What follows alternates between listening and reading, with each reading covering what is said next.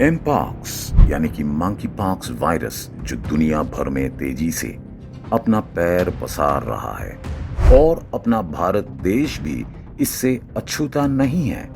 भारत में भी इसके केसेस सामने आए हैं और WHO द्वारा इसे एक ग्लोबल हेल्थ इमरजेंसी घोषित कर दिया गया है। ये वायरस बिल्कुल स्मॉल पॉक्स वायरस की तरह ही अपने लक्षण दिखाता है और दुनिया भर के करीब 116 देशों में फैल चुका है। जुलाई 2024 के एंड तक दुनिया भर में इसके करीब 99,176 कंफर्म्ड केसेस की रिपोर्ट दर्ज की जा चुकी हैं। वहीं से 208 की मृत्यु भी हो चुकी हैं। मंकी पॉक्स वायरस क्या है, ये कितना खतरनाक है और भारत देश में इसका क्या प्रभाव है और इससे बचने के लिए क्या ट्रीटमेंट जरूरी है, सभी सवालों के जवाब जानेंगे आज के इस वीडियो में। इसलिए इस वीडियो को अंत तक जरूर देखें। तो चलिए बिना समय गंवाए इस वीडियो को शुरू करते हैं। दोस्तों, सबसे पहले हम ये समझ लेते हैं कि आखिर मंकी पॉक्स है क्या। मंकी पॉक्स एक ऐसा वायरस है जो जानवरों से इंसानों में फैलता है, इसलिए इसे जूनोटिक वायरस कहा जाता है। इसमें स्मॉल पॉक्स जैसे लक्षण होते हैं और ये स्मॉल पॉक्स वाली फैमिली से बिलोंग करता है। वैसे आमतौर पर तो ये स्वसीमित यानी कि रेयर होता है, लेकिन अक्सर इंसानों की मृत्यु का कारण बन सकता है। खासकर बच्चों और कम इम्यूनिटी वाले लोग इसकी चपेट में जल्दी आ सकते हैं। ये अफ्रीका, मध्य अमेरिका और दक्षिण अमेरिका के कुछ हिस्सों में पाया जाता है। वहीं पर democratic Republic of Congo, Nigeria और पेरू जैसे जगहों पर इसके इंसिडेंट्स बड़े पैमाने पर देखे गए हैं। मंकी पॉक्स वायरस जानवरों से मनुष्यों में काटने, खरोचने या शारीरिक तरलों के संपर्क के माध्यम से फैलता है। ये जानवरों के साथ या फिर व्यक्ति से व्यक्ति के बीच हो सकता है। बात करें इसके सेकेंडरी ट्रांसमिशन की, तो ये रेस्पिरेटरी ड्रॉपलेट्स यानी कि सांस लेते समय निकली बूंदों, प्रदूषित कपड़ों या नजदीकी संपर्क के माध्यम से होता है। इससे इम्यूनो कॉम्प्रोमाइज्ड यानी कि उन व्यक्तियों को ज्यादा खतरा है जिनका इम्यून सिस्टम कमजोर है, और हेल्थ केयर वर्कर्स को भी इससे काफी ज्यादा खतरा हो सकता है। बच्चों और यंग एडल्ट्स इससे ज्यादा संवेदनशील होते हैं। जिन व्यक्तियों को टीकाकरण नहीं लगाया गया है उनमें अधिक जोखिम होता है। इसके अलावा ट्रैवल करने वाले लोगों को भी इससे बचना चाहिए।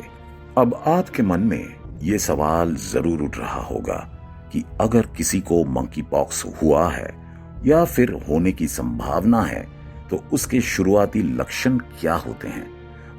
इन्फेक्टेड पर्सन को शुरुआती लक्षण में बुखार और सर दर्द होता है। इसके अलावा मांसपेशियों में दर्द के साथ थकान महसूस होती है। वहीं कुछ दिनों में शरीर या फिर हाथों पर लाल रैशेस दिखाई देने लगती हैं, जो नॉर्मल लाल धब्बे से होते हुए एक उभरे हुए दाने में तब्दील हो जाते हैं और फिर वेसिकल्स यानी कि वे दाने फोड़े में बदल जाते हैं, जिनके अंदर फ्लूइड भी देखने को मिल सकता है। आपको बता दें कि मंकी पॉक्स में होने वाली रैशेस चेहरे, ट्रंक और शरीर के कई अंगों को प्रभावित यानी इफेक्ट करती हैं। कुछ लोगों को स्वसीमित यानी कि रेयर बीमारी होती हैं जिसमें कम समस्याएं होती हैं, जबकि दूसरों को हाई फीवर यानी बुखार जैसे लक्षण होते हैं। इसके अलावा लिम्फ नोड्स में सूजन, साथ ही रैश जैसे गंभीर लक्षण हो सकते हैं। हालांकि ये छोटे पॉक्स यानी कि स्मॉल पॉक्स से कम होती हैं, लेकिन सीवियर केसेस में पेशेंट की मृत्यु भी हो सकती है। एक मंकी पॉक्स वायरस से इन्फेक्टेड व्यक्ति के शरीर पर रैशेस अक्सर अपनी दाग छोड़ जाती हैं। वहीं पर धीरे धीरे मंकी पॉक्स जैसी खतरनाक वायरस ब्रेन में सूजन का कारण भी बन सकता है। तो इतना ही नहीं, इससे आंखों से संबंधित समस्याएं भी हो सकती हैं। सबसे पहले 1958 में यह वायरस रिसर्च के लिए इस्तेमाल किए जा रहे बंदरों में दिखा था, लेकिन ये मुख्य रूप से जंगली रोडेंट्स को प्रभावित करता है। 1970 में democratic Republic of Congo DRC में पहली बार एक इंसान में ये वायरस मिला। जिससे सेंट्रल और वेस्ट अफ्रीका में स्पोरेडिक आउटब्रेक्स महामारी की शुरुआत हुई। दोस्तों, आइए अब जान लेते हैं कि इसे ठीक करने के तरीके क्या है और अक्सर इनका इलाज कैसे किया जाता है। हालांकि ये अलग बात है, इस मंकी पॉक्स वायरस का कोई स्पेसिफिक मेडिकेशंस नहीं है, लेकिन फिर भी इसे डॉक्टर किस तरह कम या फिर क्योर करने की कोशिश करते हैं।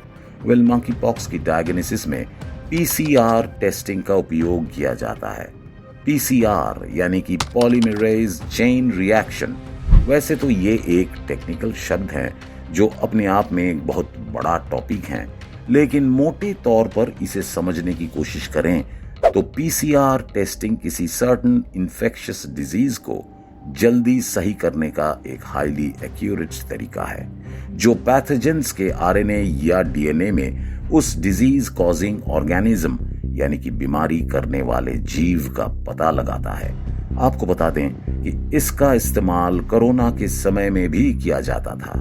पीसीआर टेस्ट एक लेबोरेटरी टेस्टिंग है जिसे सिर्फ लैब में ही किया जाता है। वहीं दूसरा मेथड है सेरोलॉजी। सुनने में तो ये काफी कॉम्प्लिकेटेड लग रहा है, लेकिन इसे भी आसानी से समझा जा सकता है। इसमें ब्लड सैंपल्स लिया जाता है जिससे मंकी पॉक्स के विशेष एंटीबॉडीज की पहचान की जा सकती है। जबकि तीसरा मेथड हिस्टोपैथोलॉजी है और इसमें स्किन बायोप्सीज के माध्यम से मंकी पॉक्स की कैरेक्टरिस्टिक्स को पहचान की जा सकती हैं। इसके अलावा मंकी पॉक्स को डिटेक्ट और इसका इलाज करने के लिए अन्य मेथड्स का भी इस्तेमाल किया जाता है, लेकिन हमने आपको मोटे तौर पर 3 मेथड को ही समझाया है। जैसा कि हमने बताया, मंकी पॉक्स वायरस के लिए कोई स्पेसिफिक मेडिकेशंस नहीं है, इसलिए इसे ठीक करने की कोशिश करने के लिए अन्य इन्फेक्शियस वायरस को ठीक करने वाले मेथड का ही इस्तेमाल किया जाता है।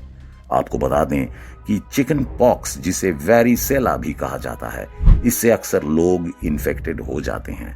मंकी पॉक्स की तरह इसमें भी स्मॉल रैशेस देखने को मिलते हैं, लेकिन ये वायरल इन्फेक्शन काफी कॉमन और कम खतरे वाला होता है। वहीं पर स्मॉल पॉक्स और मंकी पॉक्स में कुछ ज्यादा डिफरेंस नहीं होता है और इनके सिमिलर होने की वजह से ये भी जानना काफी क्रूशियल है कि आखिर पेशेंट को स्मॉल पॉक्स हुआ है या फिर मंकी पॉक्स।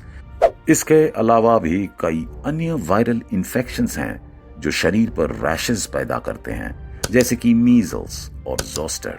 दोस्तों, इससे राहत की बात करें तो मंकी पॉक्स वायरस के लिए कोई भी स्पेसिफिक एंटीवायरल ट्रीटमेंट नहीं है, इसलिए सपोर्टिव केयर बहुत जरूरी है। वहीं इससे इन्फेक्टेड व्यक्ति को दर्द से राहत दिलाने के लिए पेन रिलीवर्स काफी मदद कर सकते हैं। साथ ही गंभीर मामलों में कुछ एंटीवायरल दवाएं जैसे कि सीडोफोविर का इस्तेमाल किया जा सकता है। अगर कोई इस वायरस की चपेट में आ गया है तो इन्फेक्शन को रोकने के लिए आइसोलेशन जरूरी है। जी हाँ, वायरस और अधिक ना फैले, इसलिए इन्फेक्टेड व्यक्ति को आइसोलेट यानी कि अलग रखना जरूरी हो जाता है। इसमें सबसे अधिक खतरा हेल्थ केयर वर्कर्स को आ सकती हैं, क्योंकि उन्हें अपनी ड्यूटी करनी ही होती है, जिसके चलते वे भी संक्रमित हो सकते हैं। इसलिए उन्हें प्रोटेक्टिव गियर इस्तेमाल करने की जरूरत है। हमने हाल ही में कोरोना महामारी में भी ये देखा था कि कई डॉक्टर्स भी उसकी चपेट में आ गए थे और उनमें से कईयों की मृत्यु भी हो गई थी। खैर, मंकी पॉक्स वायरस से संक्रमित व्यक्ति को अगर क्वारंटाइन में रखा गया तो उससे निकट संपर्क वाले व्यक्तियों की निगरानी की जानी चाहिए। बात करें इसकी पोटेंशियल थेरेपीज और रिसर्च की, तो small pox vaccine monkey pox के खिलाफ आंशिक सुरक्षा प्रदान करता है। फिलहाल इसके लिए ऑनगोइंग रिसर्च चल रही है और ये अपने पहले चरण में है, तो इससे ये साफ जाहिर होता है कि फिलहाल के लिए इससे बचना ही सबके लिए सही है, क्योंकि prevention is better than cure. दोस्तों, करंट सिचुएशन को देखकर यही कहा जा सकता है कि इस वायरस से खुद को बचाना ही हर किसी की प्राथमिकता होनी चाहिए। इसका कोई स्पेसिफिक वैक्सीन ना होने की वजह से हाई रिस्क वाले व्यक्तियों के लिए स्मॉल पॉक्स वैक्सीन को रिकमेंड किया जाता है। इसके अलावा इसमें निगरानी भी काफी इंपॉर्टेंट रोल अदा करता है, क्योंकि कंट्रोल करने के लिए अर्ली डिटेक्शन बहुत जरूरी हो सकता है। इस वायरस को लेकर पब्लिक अवेयरनेस भी बहुत कुछ मायने रखता है। लोगों को इसके सिम्टम पहचाने इंपॉर्टेंट है और तुरंत इसका इलाज करवाया जाए, इसके लिए भी लोगों के बीच जागरूकता बढ़ाने में सरकार को भी कोई कदम उठानी चाहिए। हमने कुछ देर पहले ही बताया कि आइसोलेशन और क्वारंटाइन इस वायरस को अधिक ना फैलने में काफी अहम भूमिका निभा सकती हैं। मंकी पॉक्स को लेकर अब WHO यानी कि वर्ल्ड हेल्थ ऑर्गेनाइजेशन ने भी इसे एक ग्लोबल हेल्थ इमरजेंसी घोषित कर दिया है। ये दूसरी बार है जब इसे लेकर WHO ने हेल्थ इमरजेंसी घोषित किया है। एक्सपर्ट्स का मानना है कि हर किसी को इस समस्या को लेकर अलर्ट रहना चाहिए। हालांकि अन्य देशों की तरह भारत में अभी मंकी पॉक्स वायरस की वजह से कोई खास परेशानी नहीं हुई है, लेकिन इस बात को हमें नहीं भूलना चाहिए कि भारत में भी अब मंकी पॉक्स दस्तक दे चुका है। साल 2022 में भारत में मंकी पॉक्स का पहला मामला रिपोर्ट किया गया था, जब एक व्यक्ति मध्य पूर्व से आया था और तब से देश में कुछ 30 मामले पाए गए हैं। वहीं पर केरल ने भारत में मंकी पॉक्स के कारण हुई पहली मौत की पुष्टि की है। जी हां, खबरों की माने तो एक 22 वर्षीय व्यक्ति जो संयुक्त अरब अमीरात से यात्रा कर रहा था, इस वायरस से उसकी मौत हो गई। बात करें इंडिया में इसके रीसेंट केसेस की, तो सबसे रीसेंट केस मार्च 2024 में केरला से ही आया है। बहरहाल कम केस काउंट होने के बावजूद भारत की हेल्थ अथॉरिटीज सतर्क बनी हुई हैं और इस वायरस को और अधिक ना फैलने के लिए पूरी तरह तैयार हैं। दोस्तों, अब यहाँ पर देश की हेल्थ अथॉरिटीज के साथ साथ हमारी भी जिम्मेदारी बनती है कि हम भी खुद का ध्यान रखें और अपने आसपास के लोगों को भी इसके बारे में जागरूक करें। सिर्फ मंकी पॉक्स ही नहीं, आपको अन्य किसी भी वायरल इन्फेक्शन से बचने की जरूरत है और इसके लिए आपको साफ सफाई का काफी ध्यान देना है। साथ ही खाना खाने से पहले अच्छे से हैंड वॉश करना जरूरी है और सैनिटाइजर का इस्तेमाल करना बेहद जरूरी है। आप मंकी पॉक्स वायरस के बारे में क्या कहना चाहते हैं, कमेंट करके जरूर बताएं। बाकी उम्मीद करते हैं कि ये जानकारी आपको अच्छी लगी होगी।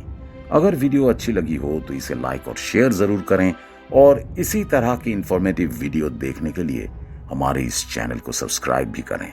फिलहाल के लिए इस वीडियो में बस इतना ही। मिलते हैं किसी अन्य इंफॉर्मेटिव वीडियो के साथ। धन्यवाद।